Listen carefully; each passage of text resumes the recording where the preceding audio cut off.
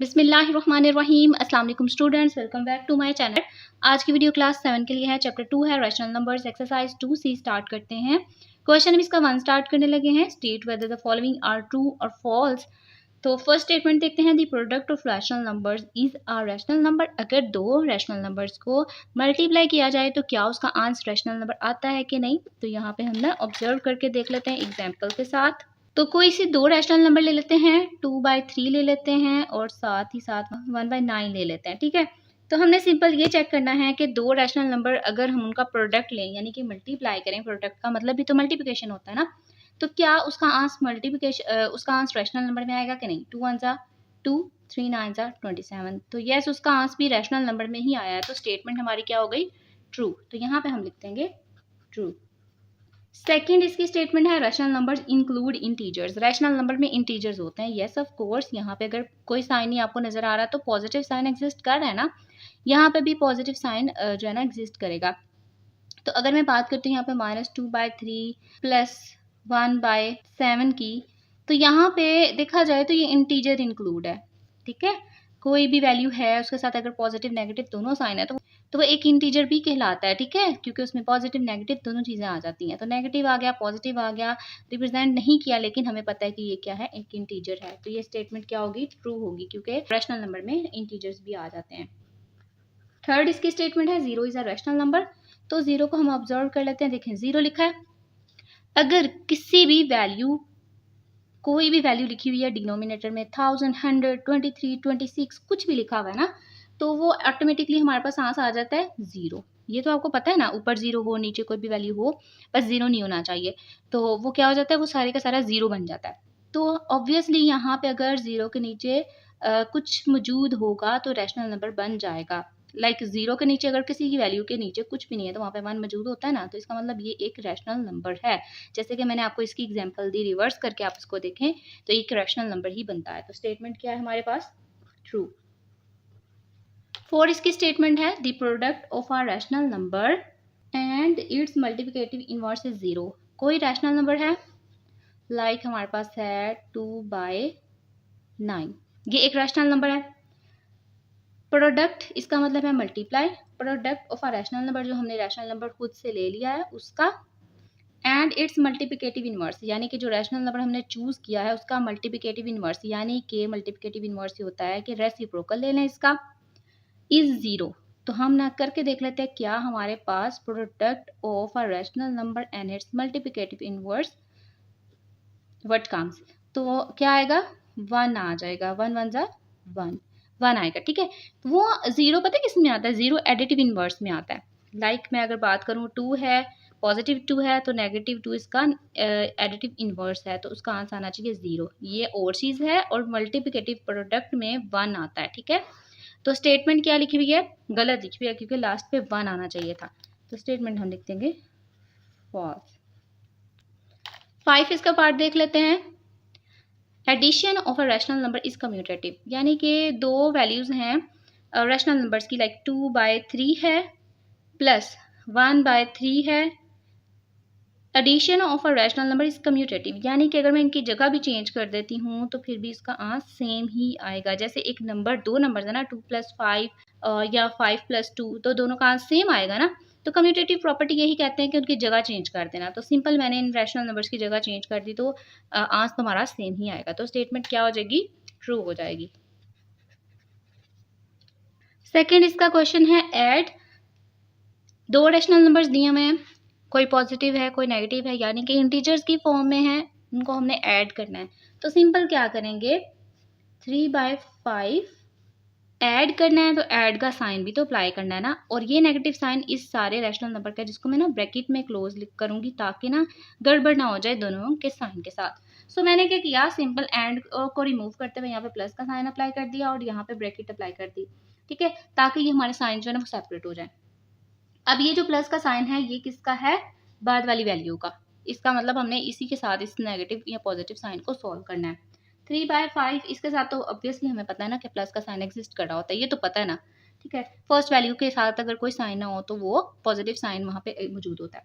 अब ये जो दो हैं ये नेगेटिव और पॉजिटिव, पॉजिटिव और नेगेटिव दोनों साइन आपस में क्या हो रहे हैं, मल्टीप्लाई, क्योंकि यहाँ पे ब्रैकेट का मतलब भी मल्टीप्लिकेशन ही होता है। तो मल्टीप्लाई में जब पॉजिटिव नेगेटिव दोनों वैल्यूज आ जाती हैं प्लस माइनस, तो एग्जैक्टली हमारे पास आ जाता है साइन माइनस का। हम सोचते नहीं है कि बड़े के साथ कौन सा है या छोटी वैल्यू के साथ कौन सा है, नहीं, हम डायरेक्टली क्या कर देते हैं, माइनस का साइन अप्लाई कर देते हैं। Plus minus minus 2/5 as it is. अब ये तो हमारे पास काम हो गया आसान, क्योंकि अगर डिनोमिनेटर सेम हो तो फिर उनको सॉल्व करना बहुत आसान हो जाता है। डिनोमिनेटर सेम है, इनको लिखेंगे एक दफ़ा और ऊपर वाली वैल्यू एज इट इज आ जाएंगी। जब ऐसे आ जाता है ना डिनोमिनेटर सेम हो तो फिर मज़े हो जाते हैं, क्योंकि वहाँ पे हमने सिंपल कुछ भी लॉजिक यूज़ नहीं करना होता, सिंपल वैल्यू उठाई और सारे लिख दी, लेकिन डिनोमिनेटर की वैल्यू को एक दफ़ा लिख देते हैं। नेक्स्ट 3 के साथ ऑब्वियसली प्लस का साइन एग्जिस्ट करता है, प्लस माइनस माइनस। अब यहाँ पे हम सोचेंगे कि कौन सा साइन लगाना जरूरी है, यहाँ पे तो मल्टीप्लिकेशन थी ना, ये अब एडिशन और सब्ट्रैक्शन की बात हो रही है। प्लस माइनस माइनस 3 में से 2 निकाला 1 और साइन आएगा बड़ी वैल्यू का जो कि प्लस का है और 5 एज इट इज। इसका मतलब हमारे पास आंसर आ गया 1/5। मैंने सिंपल प्लस को इग्नोर कर दिया और ये हमारे पास आंसर आ गया 1/5। सेकेंड इसका पार्ट है -5/8 एंड 1/4। तो इसको करने के ना दो मेथड हैं। फर्स्ट मेथड ये है कि आप सिंपल एलसीएम के अकॉर्डिंग इसको करेंगे, इनके डिनोमिनेटर को सेम करें और फिर सॉल्व आउट करें। तो सबसे पहले तो हम इनके साइन को लिखते हैं, जो हमने काम करना है यानी कि ऐड करना है ना, तो एंड की जगह मैं ऐड लगा दूंगी। यहाँ पे कोई नेगेटिव साइन है इसलिए हम ब्रैकेट अप्लाई नहीं करेंगे, करना चाह रहे हैं तो कर लें, नहीं तो इसको एज इट इज रहने दें, क्योंकि अब कोई मसला नहीं है, क्योंकि इसके साथ भी प्लस है इसके साथ भी प्लस है तो आंसर भी प्लस में ही आएगा। अब यहाँ पे मैं ना फर्स्ट मेथड आपको करवा रही हूँ एलसीएम के अकॉर्डिंग और फिर सेकंड जो है वो होगा डिनोमिनेटर का। तो दोनों मैं मेथड करवाऊंगी, इसलिए आपने इनको ध्यान से देखना है, जो आपको आसान लगेगा ना आप वो कर लीजिएगा। अब 8 और 4 है, आपने इनके क्या करने हैं, कॉमन फैक्टर निकाल लेने हैं। 2 4 8, 2 2 4, 2 2 4, 2 1 2 एंड 2 1 2। तो इनको जब मैंने मल्टीप्लाई किया 2 2 4, 4 2 8, यानी कि तीनों को मल्टीप्लाई करने से 8 आ गया। तो 8 आपने लिख देना नीचे, जो कॉमन फैक्टर का आंसर आएगा ना आपने वो एज इट इज लिख देना, ठीक है। अच्छा, यहाँ पे मैं ना थोड़ी सी ट्रिक यूज करने लगी हूँ और आपने इसको ध्यान से देखना है। क्या करना है, आपको कुछ समझ नहीं आ रही कि नेक्स्ट स्टेप क्या करें, तो सिंपल जो आपको ऊपर वाली वैल्यूज नजर आ रही हैं वो पकड़ के लिखते हैं। मैंने लिखा -5 और मल्टीप्लाई का साइन मैंने खुद से अप्लाई कर दिया और थोड़ी सी जगह छोड़ दें यहाँ पे, और यहाँ पे लगा देना है प्लस का साइन, फिर 1 भी लगा देना है और फिर मल्टीप्लाई खुद से लगा कर थोड़ी सी जगह छोड़ देनी है, यानी कि सारी चीज़ें वही लिखनी है लेकिन थोड़ी थोड़ी स्पेस के साथ, और मल्टीप्लाई का साइन अप्लाई कर देना है। यहाँ पे हम थोड़ी सी ट्रिक यूज़ करते हैं। फर्स्ट आपने वैल्यू पकड़नी है, फर्स्ट रैशनल नंबर देखना है, उसका डिनोमिनेटर देखना है और इसके नीचे वाले डिनोमिनेटर के साथ मैच करना है। 8 8 8 का टेबल में कहाँ तक पढ़ूँ कि ये नीचे वाला 8 आए 1 तक। अब ये 1 जो है ना ऊपर जो आपने खाली स्पेस छोड़ी है वहाँ लिखते हैं। फिर अब सेकंड आपने रैशनल नंबर लेना है, उसका डिनोमिनेटर देखा 4, 4 का टेबल में कहाँ तक पढ़ूं, 8 आए, ऑब्वियसली 2 तक। अब जहां तक पढ़ना है वो वाली वैल्यू उठा के ये फिलिंग इन द ब्लैंक में फिल कर देनी है, रख देनी है। ये आपको ना समझने में थोड़ा सा टाइम लगेगा, मे बी आपको 2 to 3 मिनट लगे, लेकिन आप जब इसको समझ के इसकी प्रैक्टिस करेंगे तो आपका ये 1 मिनट का भी काम नहीं है, बहुत जल्दी आपका काम हो जाएगा, ठीक है। तो ये मैंने सारे इसको ट्रिक के साथ लिख दिया। अब सिंपल इसको मल्टीप्लाई करें, आप चाहें तो ये वाला स्टेप स्किप कर दे उस टाइम पे जब आपको समझ आ जाए। -5 1 ज़ा 5 + 1 2 ज़ा 2/8, माइनस प्लस माइनस 5 में से 2 निकाला 3, साइन आएगा बड़ी वैल्यू का जो कि 5 के साथ नेगेटिव है और 8 एज इट इज। ये आ गया हमारे पास एलसीएम के मेथड से। सेकेंड मेथड क्या है, जैसे मैंने आपको बोला था कि डिनोमिनेटर इनके सेम कर देने हैं, तो कैसे हम करेंगे, -5/8 + 1/4। तो अब हमें पता है कि कौन सा बिगेस्ट है, 8 ऑब्वियसली। तो आपने ना दूसरे को देखना है कि क्या ये पॉसिबल है कि ये 8 बन जाए, यस ऑफ कोर्स। तो मैं 4 को किससे मल्टीप्लाई करूंगी कि 8 आए 2 तक, ठीक है। 4 2 ज़ा 8। अब ये जो मैंने खुद से नीचे वैल्यू मल्टीप्लाई की है ये मुझे ऊपर भी करनी होगी, ठीक है। जो मल्टीप्लाई किया है वो डिवाइड भी करना होगा, जो डिवाइड किया वो मल्टीप्लाई भी करना होगा, तभी हमारे पास जो डिनोमिनेटर है वो सेम आएगा।